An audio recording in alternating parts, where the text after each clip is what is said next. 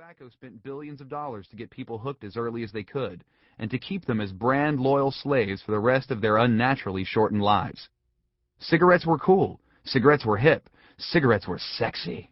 Smoking made you look like a cowboy or a movie starlet. And it worked. When my parents were young, everybody smoked. Doctors smoked, athletes smoked, pregnant women smoked. Their kids came out of the womb looking around the delivery room for an ashtray to ash their lucky strikes. Everyone smoked. The change began in 1964, when the first Surgeon General's warning about smoking and cancer scared the bejesus out of everybody. In 1971, cigarette ads were banned from TV, and much later they disappeared from billboards.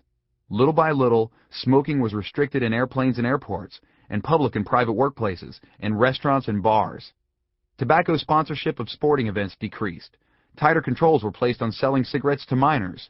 Everyone didn't quit overnight, but overall rates of smoking began to decrease, from 42% of adults in 1965 to 23% in 2000, and from 36% of high school kids in 1997 to 29% in 2001. The number of adults who have never smoked more than doubled from 1965 to 2000. Big tobacco companies knew it was a war they couldn't win, but they didn't give up without a fight. They threw billions and billions of dollars into making smoking look cool, hip, sexy, and safe. They targeted new markets, like women, who increased their rate of smoking 400% after the Surgeon General's report. Yeah, you've come a long way, baby, all the way from the kitchen to the cancer ward. They expanded their markets in the Third World and undeveloped nations, getting hundreds of millions of people hooked. It's estimated that more than 4 out of 5 of current smokers are in developing countries. As if people without a regular source of drinking water didn't have enough to worry about already. Big Tobacco denied the health risk of smoking, lied about what they were putting into cigarettes, and lobbied like hell against every government agency or legislative act aimed at curbing their deadly impact. Which brings me back to those frivolous lawsuits. Back when people were first suing tobacco companies for giving them cancer, a lot of folks scoffed. And coughed, but they still scoffed. Smokers knew the dangers of smoking, everyone said. If they decided to keep smoking for 30, 40 years and then got lung cancer, they couldn't blame the tobacco companies. Then a funny thing happened. As the lawsuits progressed, it became more and more apparent that smokers did not know all the dangers of smoking. They couldn't know, because Big Tobacco was hiding the truth from them, lying to them about the health risks, and lying about the additives they were putting in cigarettes to make them more addictive. Marketing cigarettes to children to get them hooked early and keep them puffing away almost literally from the cradle to the early grave, among other nefarious dealings. In the mid-90s, shouldering the crushing burden from soaring Medicare costs due to smoking-related illnesses, individual states began to imitate those ambulance chasers, bringing their own class-action lawsuits against Big Tobacco. In 1998, without ever explicitly admitting to any wrongdoing, the Big Tobacco companies agreed to a massive $246 billion settlement to be paid to 46 states and 5 territories over 25 years. The other 4 states had already settled in individual cases. $246 billion is a whole lot of frivolous, man. What these lawsuits drove home was the relationship between personal responsibility and corporate responsibility. Suddenly it was apparent that sticking a cigarette in your mouth was not quite the same thing as sticking those sneaker mints in your mouth.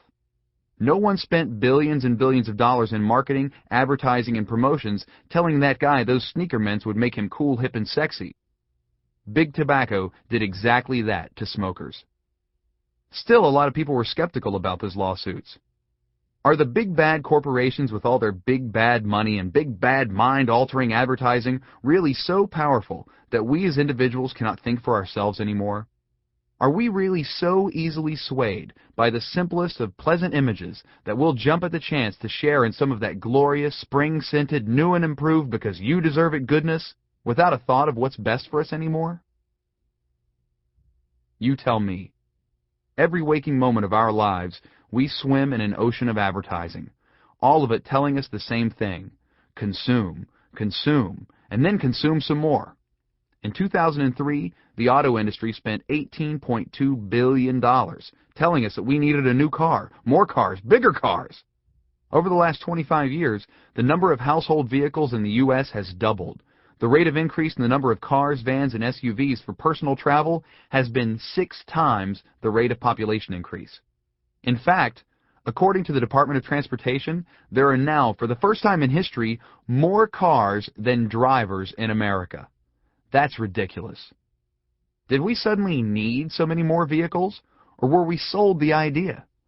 We drive everywhere now. Almost 9/10 of our daily travel takes place in a personal vehicle. Walking, actually using the legs and feet God gave us, accounts for appallingly little of our day-to-day getting around. Even on trips of under 1 mile, according to the Department of Transportation again, we walked only 24% of the time in 2001 and rode a bike under 2%. Walking declined by almost half in the 2 decades between 1980 and 2000. In Los Angeles, you can get arrested for walking.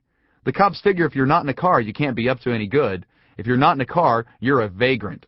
Same goes for the suburbs, where so many of us now live. And what do you put inside that SUV, minivan, or pickup truck you're driving everywhere, other than your kids? Well, lots of stuff, that's what. In 2002, the retail industry in this country spent $13.5 billion telling us what to buy. And we must have been listening, because in 2003, we spent nearly $8 trillion on all kinds of crap. That's right, trillion. How insane is that? We are the biggest consuming culture on the planet. We buy almost twice as much crap as our nearest competitor, Japan. We spend more on ourselves than the entire gross national product of any nation in the world. And all that shopping, whoo, has it made us hungry. Every year, the food industry spends around $33 billion convincing us that we're famished. So we all climb back into our giant vehicle filled with all our stuff from Walmart, and we cruise to the nearest fast food joint. If not McDonald's or Burger King or Taco Bell, then a fast casual restaurant like Outback Steakhouse or TGI Fridays or the Olive Garden, where they serve us portions larger than our smallest kid with the calories to match. What does all that consumption do for us? Does it make us happy? You tell me. If we're all so happy, would we be on so many drugs? 1 out of 10 Americans is now on some kind of antidepressant. We've got drugs in America we can take for anything, because we're not feeling too good, because we're feeling too bad, I'm too skinny, I'm too fat, too sleepy, too wide awake, too unmanly. We've got drugs to counteract the disastrous health effects of all our overconsumption. Diet drugs, heart drugs, liver drugs, drugs to make our hair grow back and our willies stiff. In 2003, we Americans spent $227 billion on medications. That's a whole lot of drugs. This is the power of advertising at work, of billions of hooks that have been cast into our heads in the last 30 years, billions of messages telling us what we want, what we need, and what we should do to feel happy. We all buy into it to some degree, because none of us is as young as we'd like to be, or as thin, or as strong. And yet none of the stuff we consume, no matter how much bigger our SUV is than our neighbors, no matter how many more Whoppers we wolf down, no matter how many DVDs we own or how much Zoloft we take, makes us feel full or satisfied or happy, so we consume some more. And the line between personal responsibility and corporate responsibility gets finer and more blurred. Yes, you're still responsible for your own life, your own health, your own happiness, but your desires, the things you want, the things you need, that's all manipulated by corporate advertising and marketing that now whispers and shouts and winks at you from every corner of your life, at home, at work, at school, at play. Consume, consume. Still not happy? Then you obviously haven't consumed enough. Like this book, the epidemic of overconsumption begins with the things we put in our mouths. Since the 1960s, everyone has known that smoking kills. But it's only been in the last few years that we've become hip to a new killer. One that now rivals smoking as the leading cause of preventable deaths in America, and if current trends continue, will soon be the leading cause: overeating. Americans are eating themselves to death.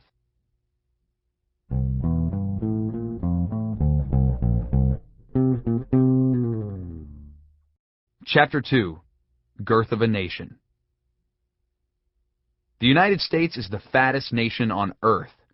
65% of American adults are overweight. 65%. According to the American Obesity Association, 127 million Americans are overweight. 60 million Americans are obese, and 9 million are severely obese. In the decade between 1991 and 2001, obesity figures ballooned along with our own figures, from 12% of us being obese in 1991 to 21% in 2001. Almost double in 10 years.